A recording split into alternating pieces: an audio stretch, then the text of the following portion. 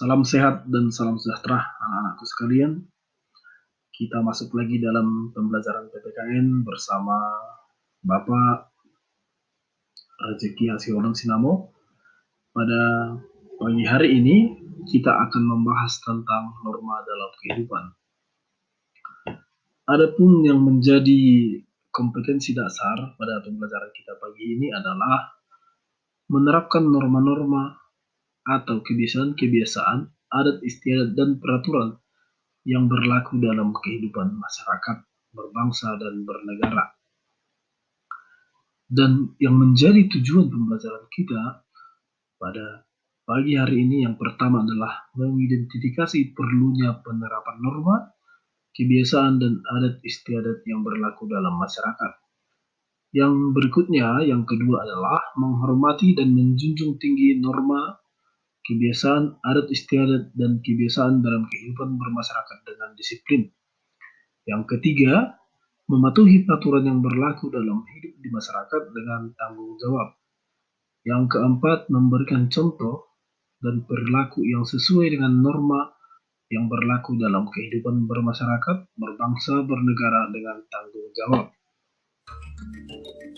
Baiklah, anak-anak kami sekalian, sebelum kita masuk ke materi selanjutnya, ada baiknya anak-anak memperhatikan materi dari video tentang norma yang sudah Bapak siapkan di slide. Nah, anak-anak kami sekalian, setelah menonton materi tadi, Bapak akan jelaskan pengertian norma menurut beberapa ahli. Yang pertama adalah John Maxionis. Menurut beliau, norma ialah segala sesuatu aturan dan harapan masyarakat yang memandu segala perilaku anggota masyarakat. Dan yang kedua, menurut Brom dan Selnick, norma adalah suatu rancangan yang ideal dari perilaku manusia yang memberikan batasan bagi anggota masyarakat untuk mencapai tujuan hidup yang sejahtera.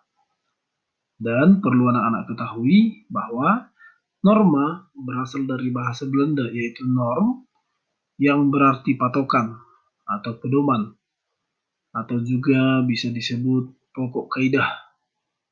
Dan sementara menurut Kamus Besar Bahasa Indonesia, norma adalah aturan atau ketentuan yang mengikat warga kelompok dalam masyarakat. Jadi anak-anak kami sekalian, dari penjelasan para ahli dan juga menurut dari asal bahasanya dan juga KBBI, dapat disimpulkan bahwa norma merupakan suatu petunjuk atau patokan dalam berperilaku yang pantas dan benar yang dilakukan saat berinteraksi sosial dalam kehidupan masyarakat. Norma yang ada dalam masyarakat berisi tata tertib aturan dan petunjuk standar. Kemudian, norma yang berlaku dalam masyarakat biasanya berisi aturan tak tertulis.